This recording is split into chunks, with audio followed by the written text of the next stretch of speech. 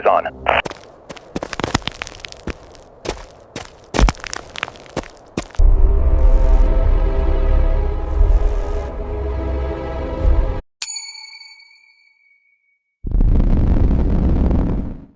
You've been to crash sites before. You know what wreckage looks like. The way metal tears, the scatter pattern, the smell of fuel that hasn't finished burning. This was not wreckage. This was something that had been here for a very long time. And they called you anyway. The order came at 0300. Downed experimental aircraft. Desert sector. Recovery protocol. You were given coordinates, a 4-man unit, and a clearance code you had never seen before.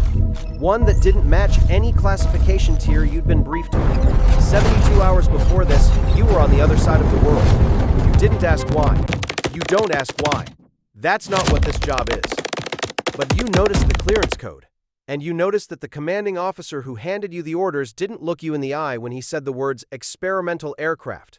He looked at the wall, just past your left shoulder, like there was something behind you he was trying not to see. There were people already at the site when your unit arrived. They had been there for a long time. They weren't military. The desert smells like burned metal and something else. Something chemical. Something that doesn't have a name you were taught. You smell it 3 miles out. By the time you're on foot, it's sitting in the back of your throat like swallowed smoke. The terrain changes 200 meters from the perimeter. You notice it before you can explain it. The way the air pressure drops slightly, the way your ears adjust without a sound loud enough to cause it. Then you see the object. You've been briefed. You've read the dossier. You've done your reconnaissance. None of it prepared you for the size of it. It doesn't look like it crashed. That's the first thought. It looks like it landed, deliberately. The surface, if it's metal, runs flush to the ground on one side, like something designed to sit exactly where it's sitting. There are no impact lines in the sand, no scatter, no debris field, no trench from the trajectory. And then you look down. The sand around the object, for approximately 30 feet in every direction, fused, like glass.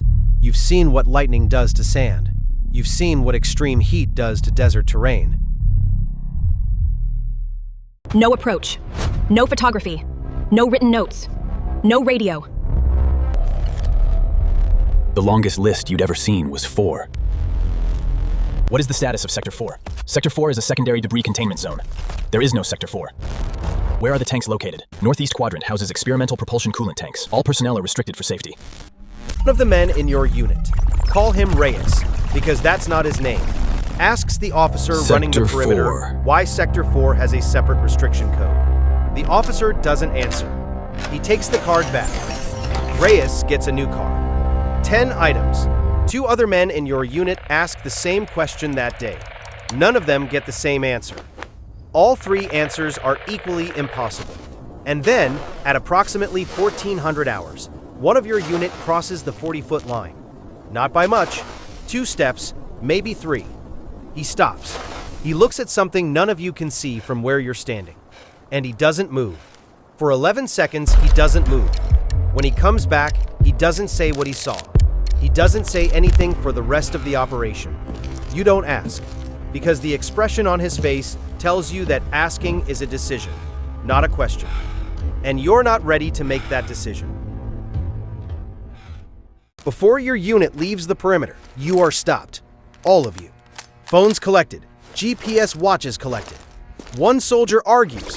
His watch is returned, without the GPS module. Someone removed it cleanly, on site, faster than should have been possible. The NDAs arrive in manila folders. You've signed NDAs before. This is standard. You read this one. You read it twice. The language is wrong. Not classified. Not legal. Wrong. The document is written around something it refuses to name. Every line is constructed to describe what you may or may not have observed, without describing it. Like the shape of the words matters more than the thing inside them. You sign. Everyone signs. You board the transport, and somewhere between the site and the base, 4 hours pass. You don't remember them. Nobody does. You arrive at the base with 4 hours of missing time and no one, not the pilot, not the officer, not the man who stopped speaking, addresses it. The debrief lasts 6 minutes for a 9-hour operation. 6 minutes, and then it's over. Here is what took years to piece together. This was not the only site. 11 incidents. 40-year window. Same operational profile. Same clearance code structure. Same on-site restrictions. Same NDA language, the document written around the thing it refuses to name. Same missing time window. Not 4 hours exactly, but within range. Every time. The sites span 3 continents. The personnel span a dozen units, different countries, different chains of command. They have never met each other. They all signed the same document. The pattern exists. The pattern is documented. The pattern is classified above the level of the people who found it. And the 11 sites? In every official record, every government database, every military log, every declassified filing. Not one of them exists. You completed the mission. That part is clear. You brought your unit home. You followed your orders. You signed the document.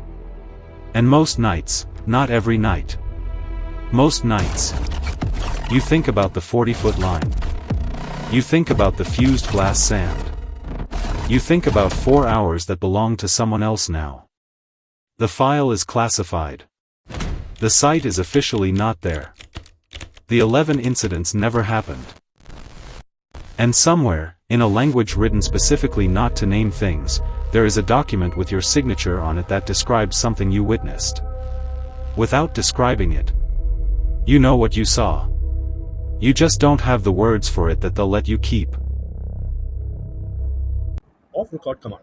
Off-record command is a storytelling information channel where we uncover hidden stories, curious facts, deep dives, and untold perspective on a wide range of topics. Our goal is to inform, inspire, and entertain through high-quality original content. Our creative workflow: human touch plus AI.